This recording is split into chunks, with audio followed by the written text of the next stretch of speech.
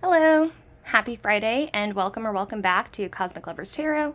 We're gonna do a fun little video today. I'm calling it a mini shuffler. So, if you read your own cards, well, first off, I should say, this video is for anyone who finds it. So, any and all star signs. If you find this message, or if you find this video, there's messages in it for you. But it's part reading and part introduction to a tactic that you can use. So these little shufflers are really fun if you want to do just like a kind of a quick reading or a quick analysis of a situation, and you don't want to do like a full reading. You can do what I call mini shufflers, so if you have your own deck, you're welcome to do this on your own, but also I will get a message for you since you're here and also show you how to do this. So this is specifically for if you're stuck in a rut, but you can do this for all kinds of things, and I'll do further videos on this to show you other ways that you can utilize this. This is just one. So if you feel kind of stuck in a rut, feeling stuck in your life, the Death card can help you move through like tricky situations. Death is about change and rebirth and growth and renewal. Sometimes after a period of stagnancy, or sometimes if you're in a state and you're just kind of like, I don't know what I'm doing, like things just don't feel quite right. The Death card can help you figure out what to leave behind and also what to focus on moving forward. So it's a very swift, very decisive energy. It's like, we're done, we're walking away. So what we're going to do is we are going to shuffle the deck. I like to shuffle 7 times because I'm just OCD.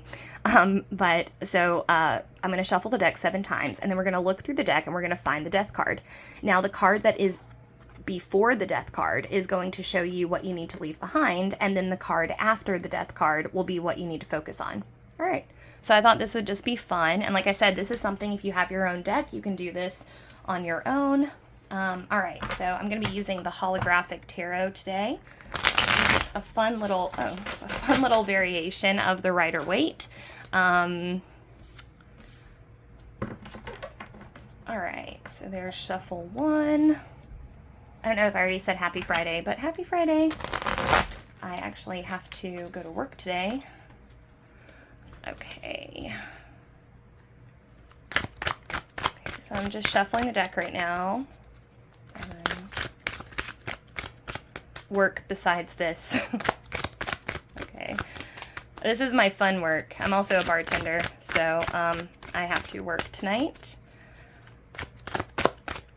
just as everybody else is getting off work, just like kind of the classic bartender thing. All right, 4. Oh, that's interesting. Okay, so we had a little card just flip out of the deck. We've got the 5 of Wands. Usually pay attention to cards that just flip out of the deck like this. I can go ahead and tell you, since this flipped out, that this is a situation that's causing you some internal conflict. Yeah, this is kind of like energy battling itself. This is energy not being in alignment. This is competing energies. So this is something that is actually... This situation that you're in is actually something that is draining you a little bit and making you feel like you're competing with yourself for your own attention, if that makes sense. Maybe a little bit of burnout. So we're going to get some more information here. I'm going to show you how to do this. Okay, so wow. More flyouts, so we can get a little bit more information. The Chariot. It's funny, I was just thinking about the Chariot. Okay, so this is kind of a confirmation that after we do this, whatever we need to let go of and leave behind, whatever we need to focus on, this is going to bring us into alignment. The Chariot is all about alignment and moving forward on your path, on your journey, coming into balance. This popped out right side up, so this is a great sign.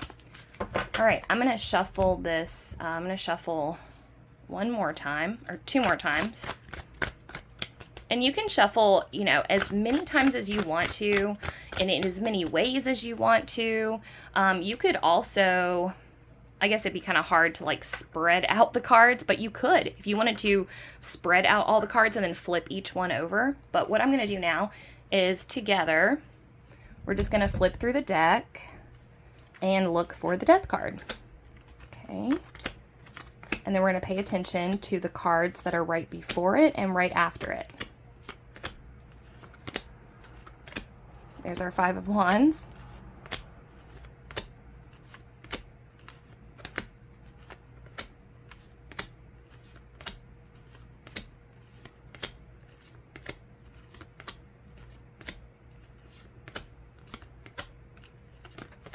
There's our Chariot. Yeah, this is a really fun exercise. And like I said, you can do this for other situations as well. For instance, you could use the Lovers to find out information about a relationship that's coming up. But I'll do more videos on this. Just thought this would be a fun thing to do today. Just a little short video.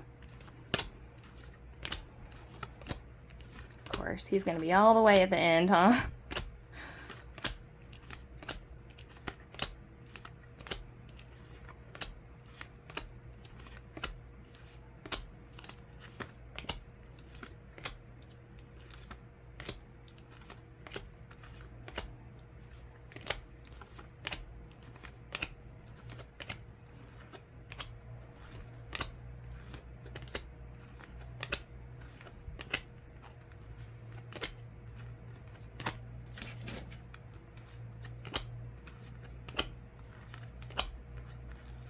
Okay, here we go. I found the Death card, so I'm going to put these other cards down. Now, the card that is before the Death card is Ten of Wands in reverse. Okay, so what you need to leave behind. The Ten of Wands is all about carrying too much by yourself. You are being encouraged to put this burden down, whatever this is, and ask for help. You know, share with other people what you've got going on. If you have a tribe already, you're really leaning on your tribe for support, leaning on your community for support. Okay. And then here's the Death card. So that's what we found. Death is right side up, so you can pay attention to that. That basically just means that this is a stronger energy. If the Death card had been in reverse, it might have indicated that it was a little bit of, well, reversals are interesting, right? I might do a whole video on reversals one day. Reversals are the same energy. It's either an opposite or muted in some way, or a return to the energy. So this, I guess it doesn't really matter because it wasn't in reverse. But basically, I was just saying if it was in reverse, it would indicate that this isn't like a very big deal. This is something that, you know, it'd be cool if you did it, but the fact that it was right set up in the deck means it's kind of a nod that, you know, putting this behind us would be really great. What you need to focus on, Five of Cups in reverse. Okay, so this is about counting your blessings. The Five of Cups talks about crying over spilt milk. As you can see, this gentleman here is, he has 2 cups behind him, but he doesn't even notice. He's fixated on these 3 that he's lost. So, the analysis of this situation that I feel like is most relevant for you guys who are watching this is you are feeling really isolated right now. You're feeling like you're carrying the burden of existence. Maybe this Ten of Wands could talk about mental health struggles, anxiety, just you're feeling very burdened. And what you are encouraged to focus on instead. Okay, so first of all, you're encouraged to, like I said, reach out, ask for help. And if you don't have anyone that you can ask for help in your life, online support groups are a great way to plug in with a community. But most importantly, just sharing your story. And then they're also kind of letting us know that after, sorry guys, my camera cut off there. But what I was saying was,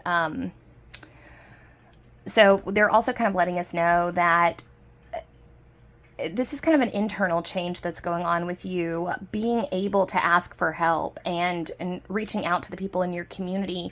Or the flippy kind of way of looking at this is you might actually not be supported where you are, you know, because we have death here.